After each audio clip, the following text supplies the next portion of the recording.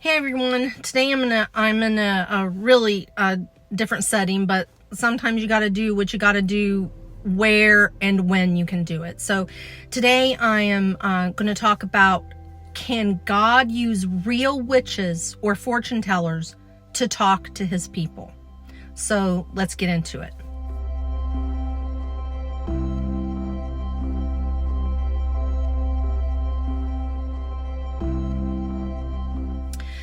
I think this is going to be a really interesting video, and I'm really excited to share it with you because it's something new that I've learned. And here we are on the eve of Halloween, and all the scary stuff is out all over everyone's yards and in the stores, and I hate it. I hate Halloween. I hate the obsession with death and skeletons, blood, and demons. Our grandson knows this and knows that his papa and I don't do Halloween, but he asked me the other day, he said, Mama, if I dress up as an angel of the Lord, will you go trick-or-treating with us? And I told him, buddy, that's not really how this works, and we just can't have anything to do with Halloween anymore because there is nothing good about it. There is nothing that can be redeemed or turned into anything good from this holiday.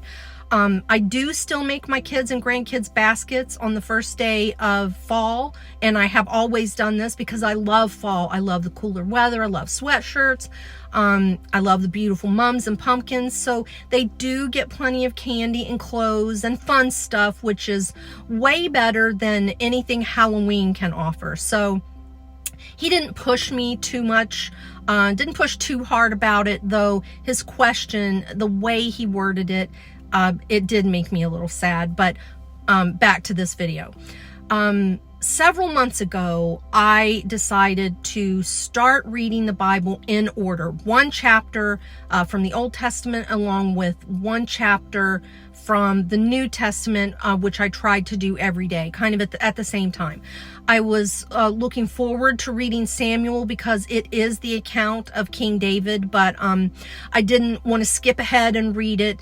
And then a week or two ago, or somewhere within that time frame, I was listening to a video or I read something that had popped up that discussed King Saul seeking guidance from a witch, and I thought they were joking. I'm not sure that I had ever heard any detail about that story, but I was looking forward to coming across it during my reading, which I did just a few days ago. And what timing was that? So when I did finally get to it in the book of Samuel, 1 Samuel chapter 28, I was shocked. I'm going to read the main passage and then tell you about some of the commentary that I have read about it, what biblical scholars say about it, what my study Bible says about it. And then I will share what I believe the Bible is really saying in 1 Samuel 28, 1 through 20. At that time, the Philistines gathered their military units into one army to fight against Israel. So Achish said to David, "You know, of course, that you and your men must march out in the army with me." David replied to Achish, "Good, you will find out what your servant can do." So Achish said to David, "Very well, I will appoint you as my permanent bodyguard." So here we have King David, who has been hiding from Saul, but now he has actually sort of hired himself and his men out to a Philistine king, and that alone is wild. But then the passage goes on. By this time, Samuel had died, and then, of course, Samuel being the prophet who anointed both Saul and David as king.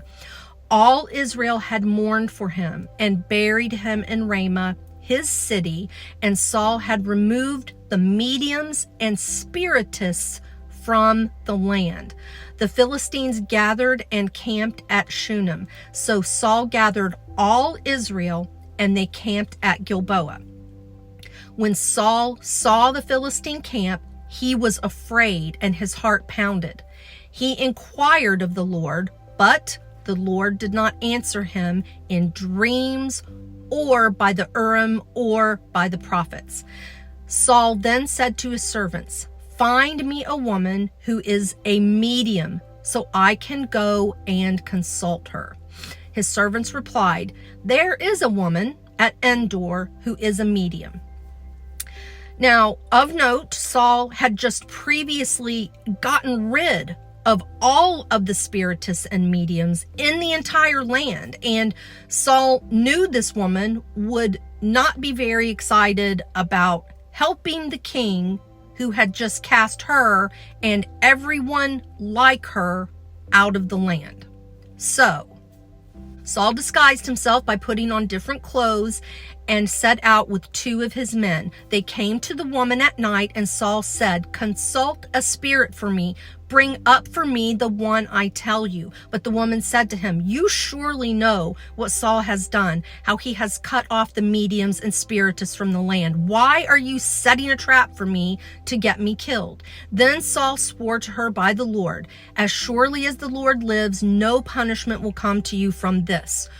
"Who is it that you want me to bring up for you?" the woman asked. "Bring up Samuel for me," he answered.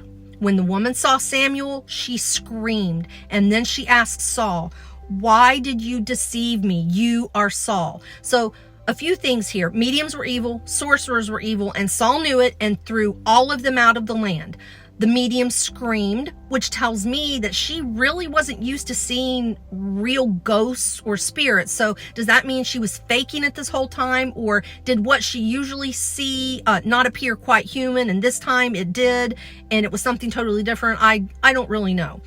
And then for some reason, because of Samuel's appearance, she knew that it was King Saul who was asking this of her. So she saw this figure, she freaked out, and because of that, she knew that it was Saul who had asked her to do this.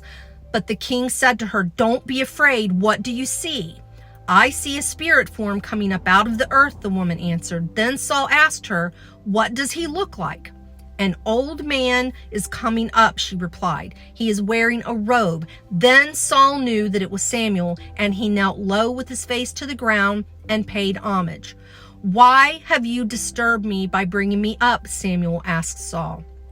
So now, not only has a legitimate figure appeared, which must not be what normally happens to this medium, but this figure is speaking directly to Saul, who has also kind of panicked and fallen to the ground face down. "I am in serious trouble," replied Saul. "The Philistines are fighting against me, and God has turned away from me. He doesn't answer me anymore, either through the prophets or in dreams. So I've called on you to tell me what I should do." Samuel answered, "Since the Lord has turned away from you and has become your enemy, why are you asking me? The Lord has done exactly what he said through me. The Lord has torn the kingship out of your hand and given it to your neighbor David. You did not obey the Lord and did not carry out his burning anger against Amalek. Therefore, the Lord has done this to you today. The Lord will also hand Israel over to the Philistines along with you. Tomorrow you and your sons will be with me, and the Lord will hand Israel's army over to the Philistines." Immediately Saul fell flat on the ground. He was terrified by Samuel's words and was also weak because he had not eaten anything all day and all night. And the passage goes on a little bit longer, saying that the medium had compassion on Saul, that she made him some food and got him some water. And as I began to study this passage, I came across different views on what possibly might have been going on here. Number one, the first view was that it wasn't really Samuel, that the appearance took place in Saul's mind as a part of his psychological breakdown. The second view is that a demon impersonated Samuel and appeared to Saul. Third view was that the medium was a fraud who tricked Saul into thinking that he saw Samuel. And a fourth view believes that it was a genuine appearance of Samuel. And I am someone, I take the Bible literally. I believe there was a global flood, and I believe a giant fish swallowed Jonah, primarily because Jesus references both of these events. I understand the linguistic hyperbole of Old and New Testament writers and using extreme language to get a point across by using this type of writing. However, it's pretty clear that both Saul and the medium actually saw Samuel which to me discounts the first explanation.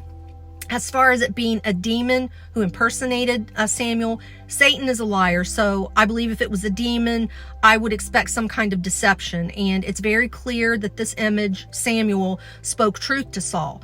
Samuel tells him that the Lord had departed from him, and Saul knew this. He also told him that the Lord had torn his kingdom out of Saul's hand and given it to David. And both of these things were true.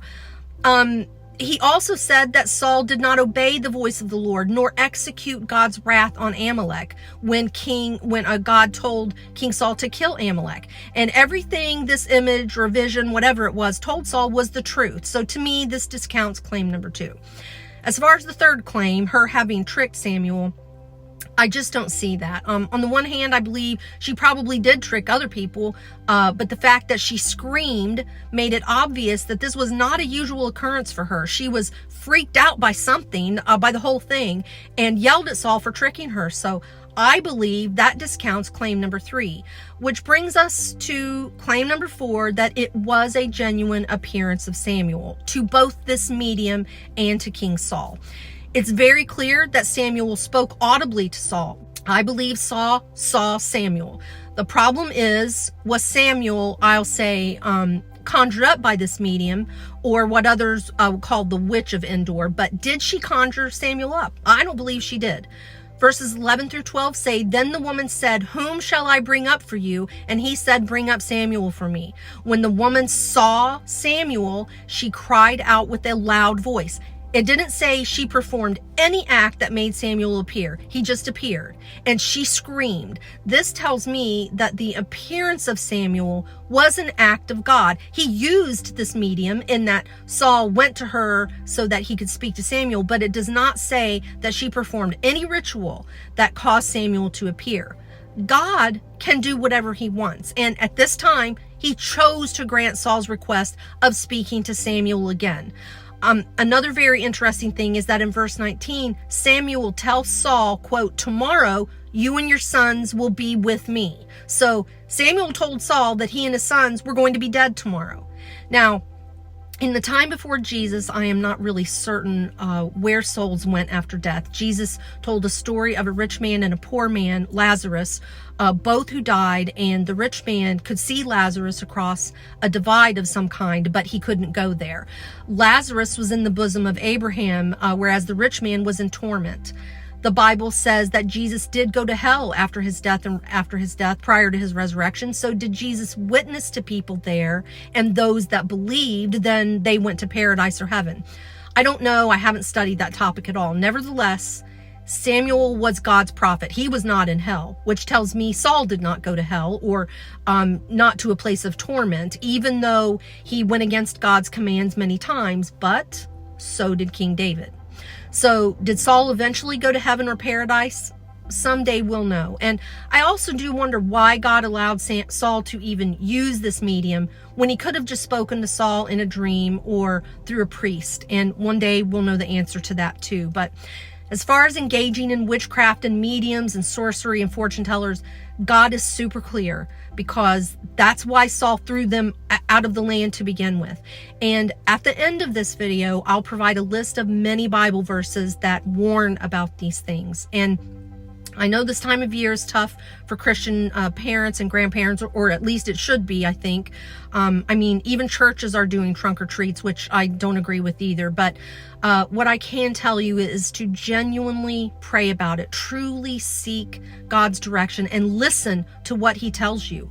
And I'm sure we're going to all come to different conclusions. I know I fluctuated over the last few years, but the last couple of years I've solidified my decision to stay away from Halloween, and I feel a very strong conviction about it. I've seen too many videos from ex-witches and ex-Satanists who really get into detail about what Halloween meant to them when they were involved in those practices, and it's really scary stuff.